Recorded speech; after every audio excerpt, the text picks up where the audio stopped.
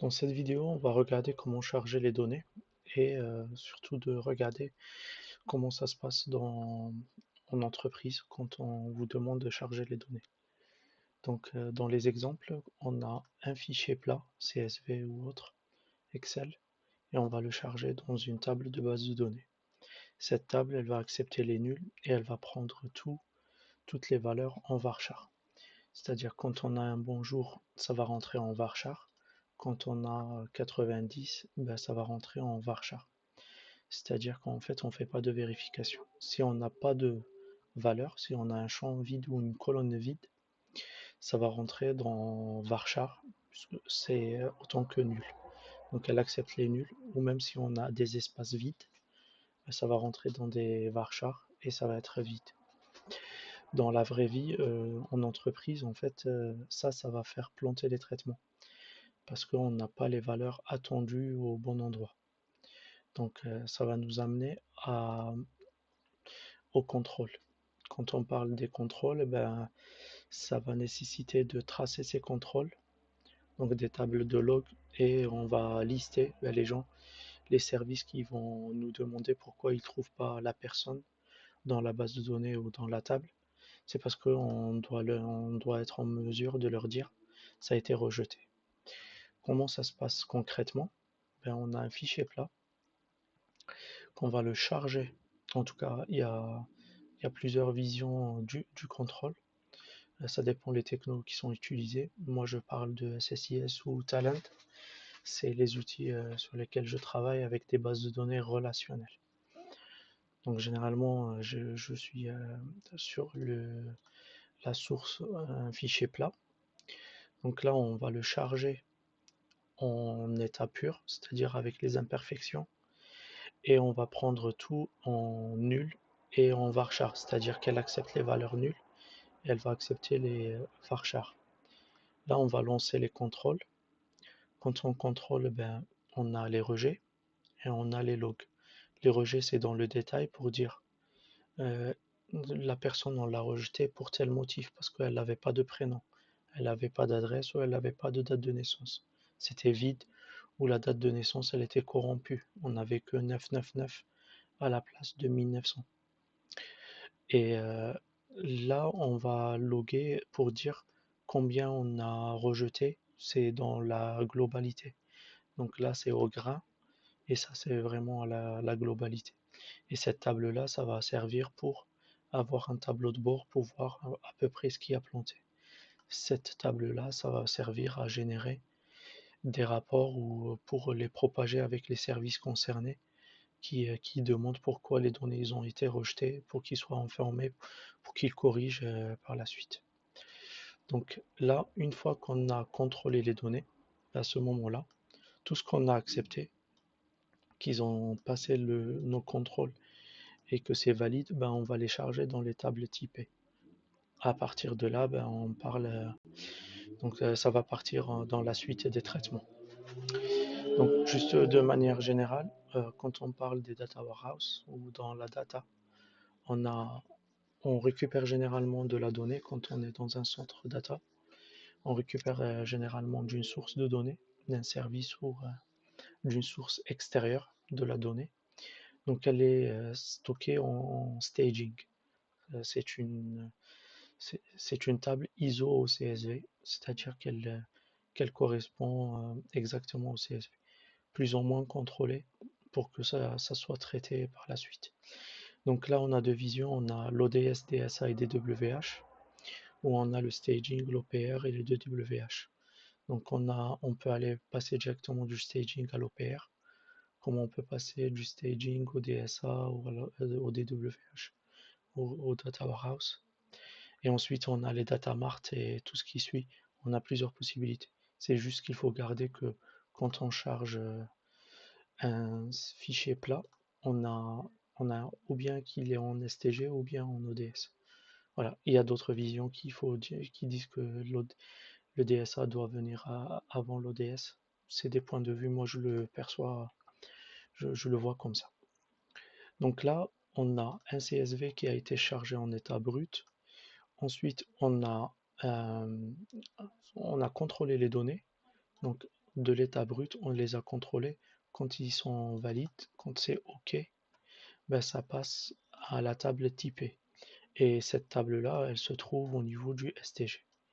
Donc voilà, ça c'est la première. Quand on a des rejets, ben, il faut que ça soit tracé dans les rejets. Et ensuite, on a une procédure ou quelque chose qui va nous alimenter la table log, ou bien la procédure en elle-même. Elle a une deuxième partie qui fait que on alimente la table des logs. Alors là, on va passer au niveau plus fin, c'est-à-dire comment on fait les contrôles de données. Donc là, il y a plusieurs visions, pareil. Donc on a notre fichier plat, on contrôle les données. Donc là, on parle plus de notre fichier plat, on parle de la table, la table en base de données qui est en vchar. Donc à partir de là, en fait, on va contrôler pour insérer dans la table typée. Mais qui dit contrôle, il faut savoir que chaque champ qu'on va récupérer, si on va récupérer un nom, il faut vérifier que ce soit un vchar et pas un int. Donc là, quand on contrôle, on a besoin d'une référence.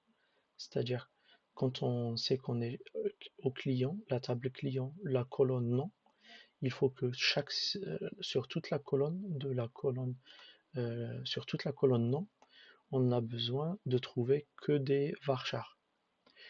Et pareil, pour le numéro, on a besoin de trouver que des numéros, donc que des int. Et à ce niveau-là, ben, on va récupérer la donnée, on doit récupérer le type, par exemple, et la longueur. Donc donc pour le nom, on va vérifier que ça ne doit pas dépasser 100. Et pour le numéro, il faut vérifier que ça soit un int. Donc pour ça, en fait, les contrôles de données, on a deux possibilités. Donc on a la possibilité de se baser sur une table template qui est ISO à la table typée. On passe par une table template en fait pour ne pas interroger par, euh, par un select sur le système, pour ne pas interroger cette table en même temps, parce que là on insère. Donc en fait, il faut que on peut le faire si on a très peu de données, mais quand on a un grand volume de données, il vaut mieux passer par une template. Donc ça, c'est une première vision, c'est-à-dire qu'on a la même table. Celle-là, c'est une table vide qui va contenir juste ID, nom, prénom, le numéro avec le bon type, avec la bonne longueur, est-ce que c'est obligatoire ou non. Chaque fois, le contrôle, il va interroger cette table et il va récupérer les informations pour dire est-ce que ça correspond ou non. Et si ça correspond, ben, il va l'insérer directement dans la table finale typée. Autrement, en fait, ça c'est une première vision. Sinon, en fait, on a une deuxième vision qui est... donc ça, c'est une première vision, comme ça, juste pour couper, c'est pas vraiment pour couper la table. La deuxième vision, c'est d'avoir des tables méta. Donc en fait, des tables méta, c'est quoi? C'est qu'on a, on a des bases, on a des tables qui recensent le nombre de bases. Pour chaque base, on a le nombre enfin, on a une table qui va compter toutes les tables. Et ensuite, ben, en fait, là, on a le, ça, par exemple, c'est une table qui va compter tous les noms de tables, en fait. Et ensuite, bah, cette table-là, on sait qu'elle a des colonnes. Donc, on a une table qui va recenser toutes les colonnes de toute la base de données dans une seule table. Pour chaque colonne, on sait que la longueur, le type, est-ce que c'est obligatoire ou non. Et on sait par exemple là pour chaque colonne le nom, le prénom, le numéro. Donc on a son type et sa longueur et ainsi de suite. Et en fait, on a besoin de récupérer l'ID de la table. C'est que en fait, on peut récupérer, on peut savoir le prénom, il vient de la table client. Donc, et la table, elle est là. Donc là, en fait, on sait que la table client, c'est 12. Donc là, on a l'ID 12 qui va nous pointer ici, qu'on sait. Donc cette procédure stockée, on va lui passer, donc elle sait qu'elle est sur la table client, qu'elle est en train de charger la table client en état brut, et elle va contrôler. Donc on va lui passer les paramètres à contrôler. On sait qu'elle est dans la table client et on veut le prénom. Donc ça, c'est passé en paramètres ici. C'est comme si on interroge la table template. Et ensuite, ben, elle va nous retourner des valeurs. On va faire des trycasts ou des vérifications qui vont nous retourner des codes d'erreur ou des codes pour dire que ça s'est bien passé. Et à partir de là, ben, selon le retour, ben, on va insérer dans la table typée. Donc, la table typée, elle va ressembler à ça. Un ID de type int. Donc généralement, c'est pas l'ID qu'on va contrôler. Et on va contrôler quand même le nom, le prénom, le numéro. Donc voilà, l'idée c'était juste de présenter les contrôles concrètement, comment ça se passe quand on est en entreprise et quand on a des données. Donc une fois qu'on a contrôlé, ben, pareil, on va inscrire la ligne dans la table des rejets et on a la log. Dans les contrôles, je précise qu'il y a deux types de contrôles. Il y a les contrôles techniques et il y a les contrôles fonctionnels. Donc les contrôles techniques, c'est-à-dire la longueur, le type et est-ce que c'est obligatoire ou non parmi d'autres, le type de date et tout ça.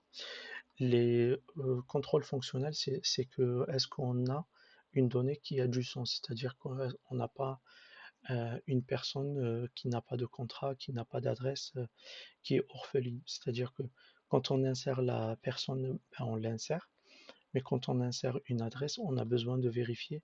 On ne peut pas insérer une adresse comme ça, ou un compte bancaire, ou quelque chose qui se trouve dans la base de données. Elle doit être liée, elle doit forcément avoir une référence.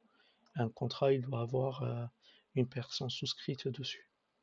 Donc voilà, l'idée c'était juste de présenter ça aujourd'hui pour comprendre un petit peu qu'est-ce qui se passe en termes de données quand on est vraiment en entreprise. Merci d'avoir regardé.